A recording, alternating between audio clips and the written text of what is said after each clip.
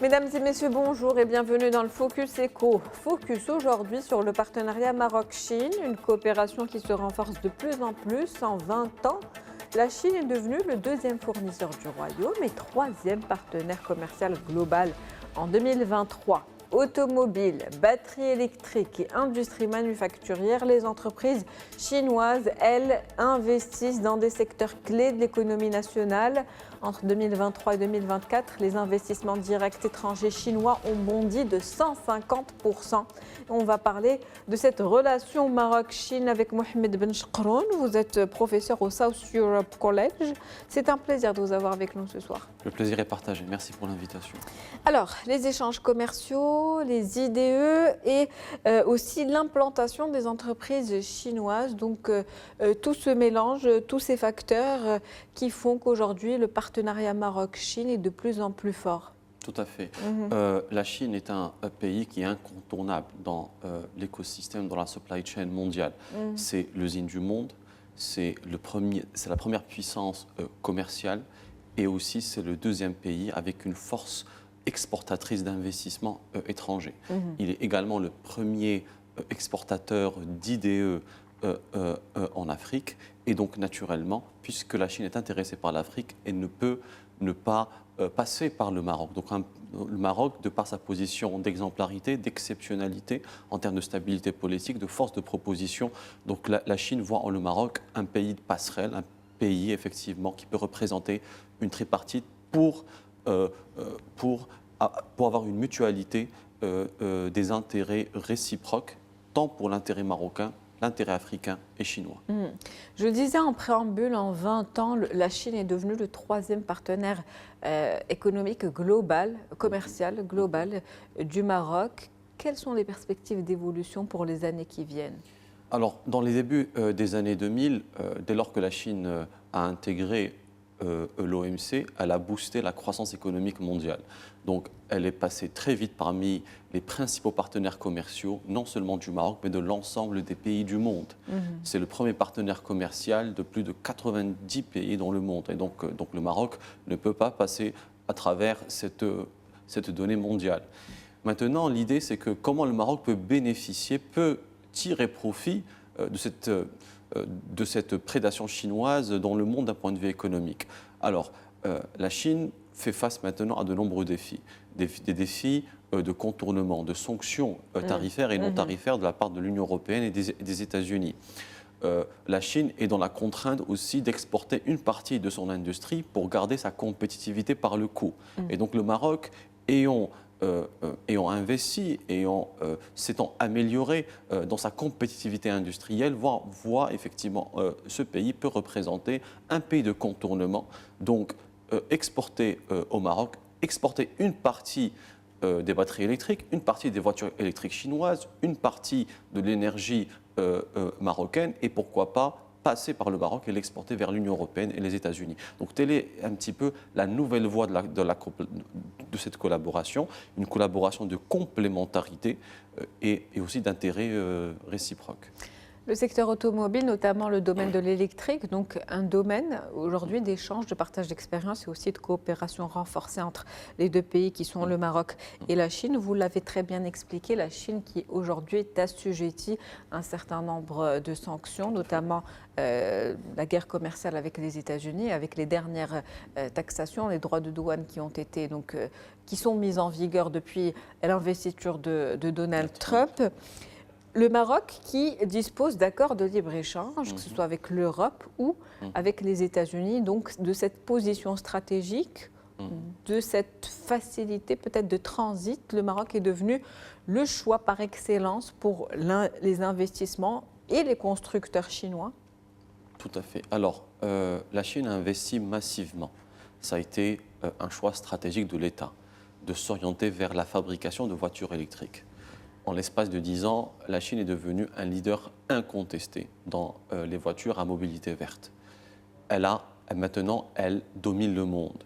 Elle a même dépassé maintenant la marque de Elon Musk, Tesla. BYD maintenant est devenu le leader de l'automobile électrique mondiale. Maintenant, les États-Unis, l'Occident, dans sa globalité, voient en la Chine un partenaire adverse, une menace existentielle de l'industrie occidentale.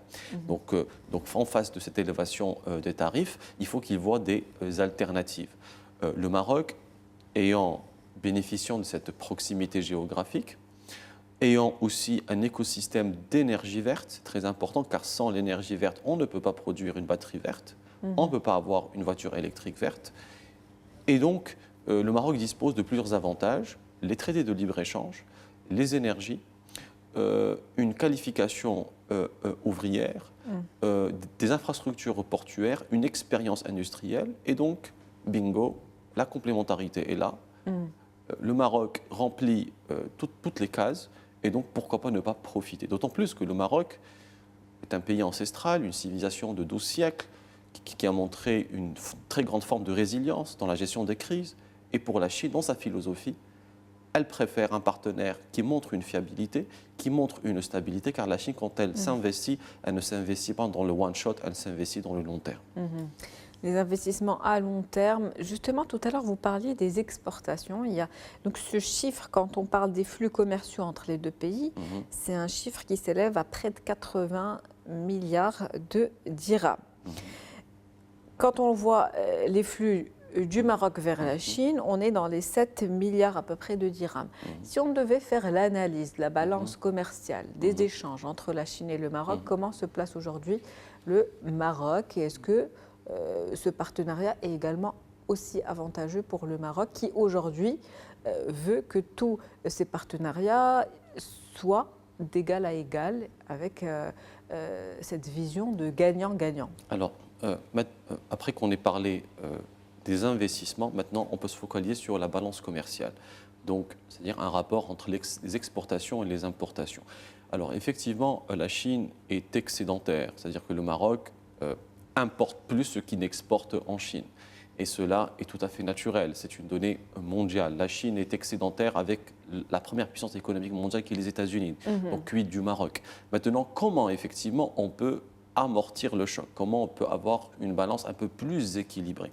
Alors la première chose, c'est qu'il faut vraiment investir massivement dans l'attractivité des touristes chinois au Maroc. Ça peut être une donnée très intéressante. D'ailleurs, après que Sa Majesté le roi Mohamed VI ait annulé les visas pour les touristes chinois de passer leurs vacances au Maroc, on a eu un boom de plus de 500% d'arrivée de touristes. Donc ça, c'est une donnée importante. Donc on peut jouer sur cet aspect-là.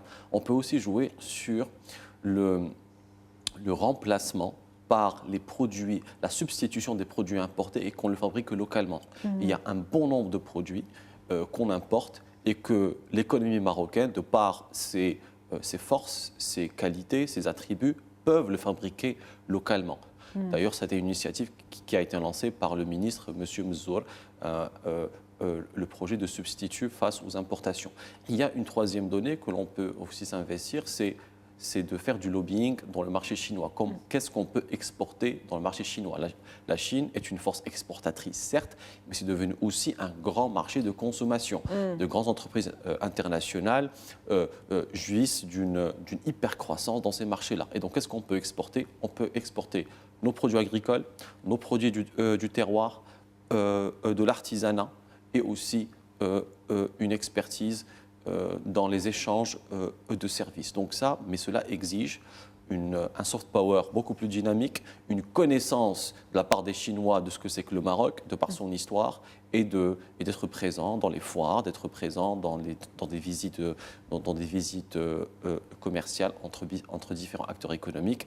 Et je pense que c'est quelque chose, c'est un gros potentiel, mais accéder au marché chinois exige une connaissance de la culture chinoise et il faut qu'on ait de plus en plus d'acteurs économiques marocains qui apprennent la langue chinoise, qui apprennent le doing business à la chinoise. Et je pense que si on arrive à pénétrer ce marché, je pense qu'il y aurait de grandes opportunités de croissance. De grandes retombées économiques, tout à tout en fait. favorisant toujours la production locale dans ce qui peut être produit, en tout cas Tout à fait. localement, pour créer justement plus d'emplois et essayer d'équilibrer un petit peu cette balance commerciale. Merci. Maintenant, parlons de cette initiative Belt and Road, donc l'implémentation d'un certain nombre d'entreprises chinoises au Maroc qui sont de plus en plus présentes. Ça rentre un petit peu dans ces investissements donc, étrangers chinois qui se font au Maroc et ça explique peut-être ce chiffre quand même quand on parle d'un bond de 150%, ce n'est pas rien entre 2023 et 2024.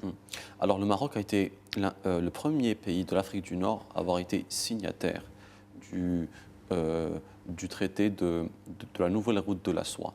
C'est One Belt, One Road Initiative, donc c'est une infrastructure routière, maritime et ferroviaire qui va connecter la Chine avec le reste du monde, avec l'Asie du Sud-Est, avec l'Asie centrale, l'Europe et aussi l'Afrique. Dans cette perspective-là, dès lors qu'un pays signe cet accord, il bénéficie d'avantages commerciaux et aussi d'attractivité des investissements. Les premiers résultats, c'est que nous avons dans le Tanger Tech Mohamed VI, qui est à Tanger, nous avons une installation de plus d'une vingtaine d'entreprises chinoises qui sont spécialisées dans les batteries électriques, dans les technologies de l'information et de la communication. Autre retombée de cette signature-là, l'entreprise de Dicastal, le leader mondial dans les jantes en aluminium, qui a inauguré sa deuxième usine dans l'écosystème de Peugeot Citroën à Kenitra. Autre retombée, Goshen High Tech, la Gigafactory. Donc le Maroc entre dans les pays, dans le comité restreint des pays qui abritent des Gigafactories. Et ça, c'est grâce effectivement à un consortium entre la CDG et Goshen High Tech. D'autres retombées, c'est la Chine maintenant investit dans les énergies renouvelables, dans le plan solaire. Aussi par rapport au TGV, Kenitra, Marrakech, les entreprises chinoises ont aussi gagné des appels d'offres. Donc il y a aussi un échange d'expertise. Donc c'est quelque chose qui est très intéressant, qui sont au bénéfice de l'économie marocaine, pour la croissance économique, pour la création d'emplois, pour l'échange de la technologie et du savoir-faire. Mais, encore une fois, je le répète, nous ne sommes qu'à notre début. Il faut optimiser le potentiel et je pense que les perspectives seront encore plus fortes si nous arrivons à saisir les opportunités et à mieux comprendre les attentes des investisseurs chinois. Partenariat Maroc-Chine, fort potentiel. Partenariat fort potentiel. Merci à vous, monsieur Mohamed Benchkouron. Je rappelle que vous êtes professeur au South Europe College. C'est un plaisir de vous avoir avec nous pour cette analyse. Le plaisir est partagé. Merci. Et Ramadan Moubarak.